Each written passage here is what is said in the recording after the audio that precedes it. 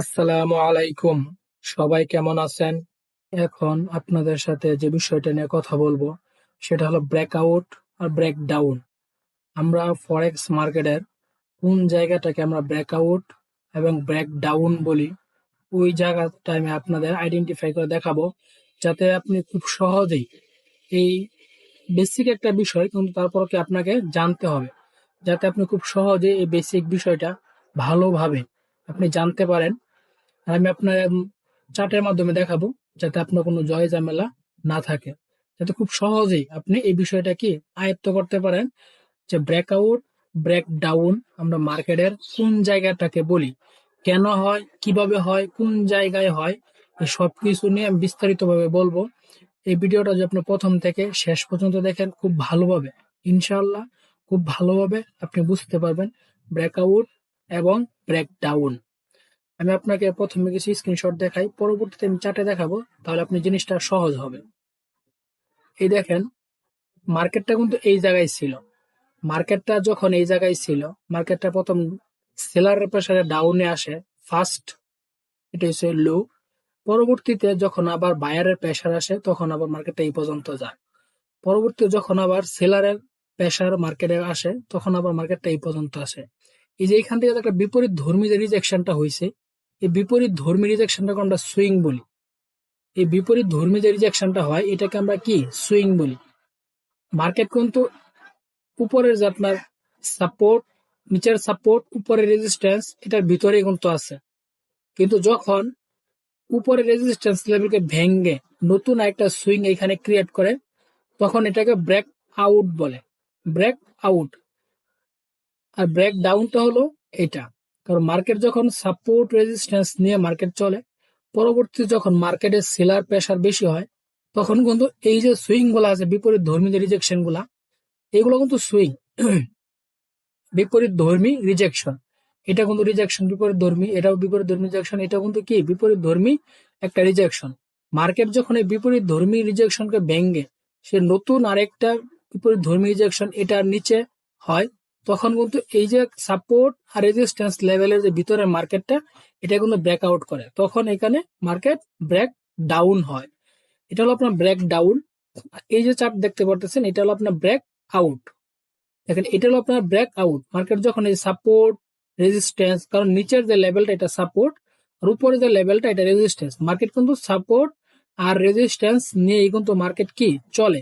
যখন সাপোর্ট আর রেজিস্ট্যান্স নিয়ে মার্কেট চলে, যখন এই যে সাপোর্ট লেভেলটা, এই যে সাপোর্ট লেভেলটা, এটা কিন্তু রেজিস্ট্যান্স লেভেল, যখন সাপোর্ট লেভেল থেকে মার্কেট এই পর্যন্ত আসে, তখন কিন্তু মার্কেটে মোটামুটি ভালো পরিমাণের বায়ারের প্রেসার কি অ্যাক্টিভ হয়।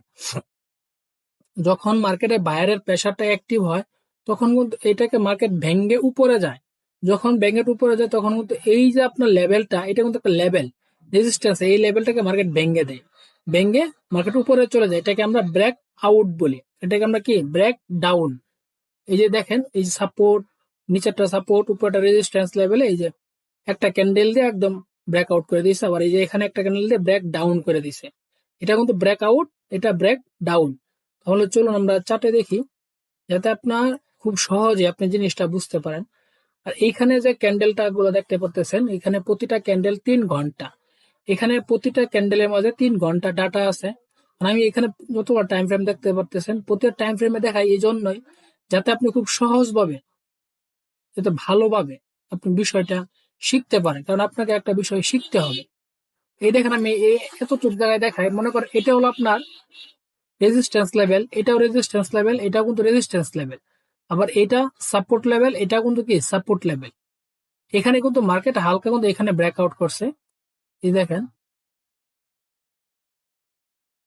এই যে নিচের লেভেলটা, এটা হলো আপনাকে একটা সাপোর্ট লেভেল, আর উপরের লেভেলটা রেজিস্ট্যান্স লেভেল। দেখেন, মার্কেট সাপোর্ট এবং রেজিস্ট্যান্স লেভেলের কি ভিতরে ছিল, কিন্তু পরবর্তীতে এটা মার্কেট ব্রেকআউট দিয়ে নিচে চলে আসছে। তার মানে এইখানে আপনার সাপোর্ট এবং রেজিস্ট্যান্স লেভেলকে ব্রেকআউট করে মার্কেট কি নিচে চলে আসছে, এখানে মার্কেট ব্রেক ডাউন হয়েছে, মানে এখানে মার্কেটটা ব্রেক ডাউন হয়েছে। এখানে একটু দেখেন, কারণ একদম আপনি একুরেট পাবেন না, যে এই যে একুরেট আমি দেখাইছি, যে একটু এদিক সেদিক হবে, আপনাকে এইভাবে শিখতে হবে। একটু এদিক সেদিক নিয়ে এখন আপনাকে কি জিনিসটা একটু ভালোভাবে শিখতে হবে, আপনি বুঝতে পারলেই হইল।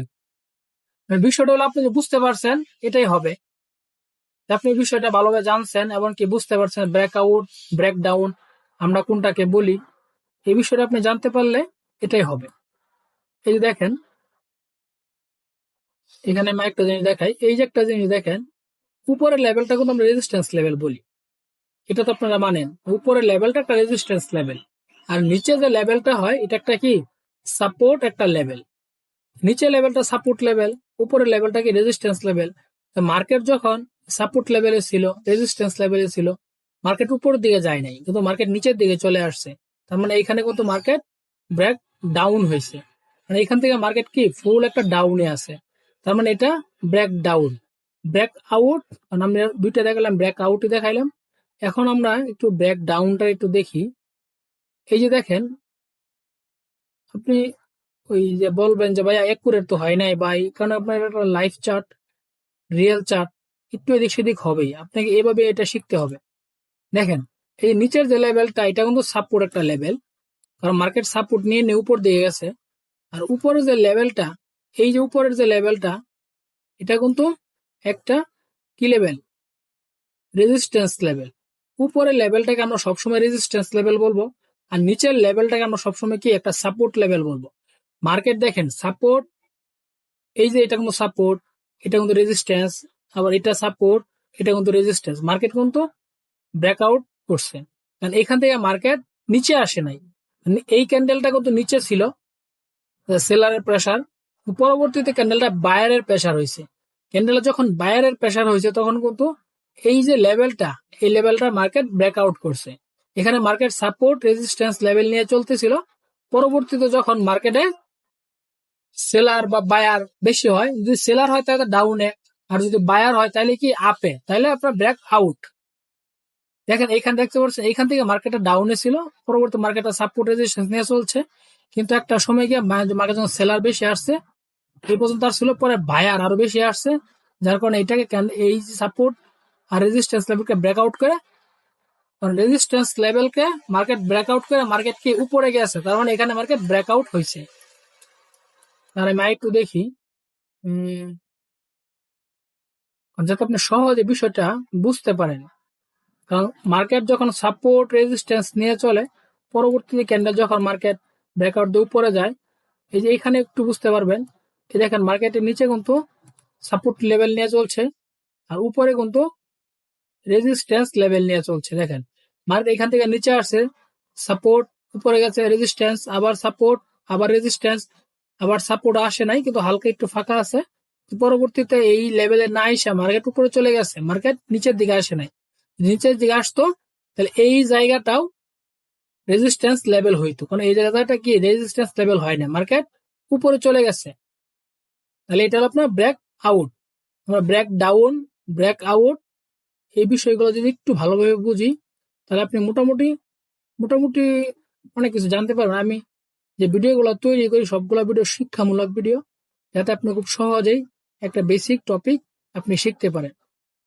দেখেন আমি একটু পিছনে যাই, আর একটু দেখি, আর একটু একটু মানে বেশি, যাতে সাপোর্ট রেজিস্ট্যান্স লেভেল তিনটা চারটার মতো হয়েছে, পরবর্তীতে ব্রেকআউট দিছে। এই জিনিসটা দেখলে আপনার অনেকটা সুবিধা হবে, কারণ আপনি বিষয়টা ভালোভাবে বুঝতে পারবেন। এখানে হয়েছে কিন্তু এত ভালোভাবে হয় নাই। আচ্ছা আমি একটু দেখি, আর একটু ভালোভাবে দেখি, যাতে আপনার একটু সহজভাবে, এই যে দেখেন এই জায়গাটা একটু দেখেন, এই যে উপরের নিচের যে লেভেলটা এটা কোন সাপোর্ট লেভেল, মার্কেটে তো আসে নাই, আর উপরের লেভেলটা রেজিস্ট্যান্স লেভেল, মার্কেট হালকা ব্রেকআউট দিছে, এটা কিন্তু ব্রেক আউট। আমরা ব্রেক ডাউনও দেখছি, ব্রেক আউটও দেখছি। পরবর্তীতে আমি আপনাকে 2 ঘন্টা টাইম ফ্রেম আরো দেখাবো, যাতে আপনি আরো সহজেই জিনিসটা বুঝতে পারেন। আপনি একটু সময় দেন, বিষয়টা আরো ক্লিয়ার হবে, আপনি জানতে পারবেন, না আপনার এটা কাজে আসবে, সারা জীবন আপনার এটা কাজে আসবে, একটা জিনিস আপনি জানতে পারলেন ব্রেক আউট, ব্রেক ডাউন। তাহলে আমি পরবর্তীতে 2 ঘন্টা টাইম ফ্রেমে ভিডিও নিয়ে আসবো ইনশাল্লাহ। ভিডিওটা প্রথম থেকে শেষ পর্যন্ত দেখবেন, 2-3 বার দেখবেন, খুব ভালোভাবে বুঝতে পারবেন।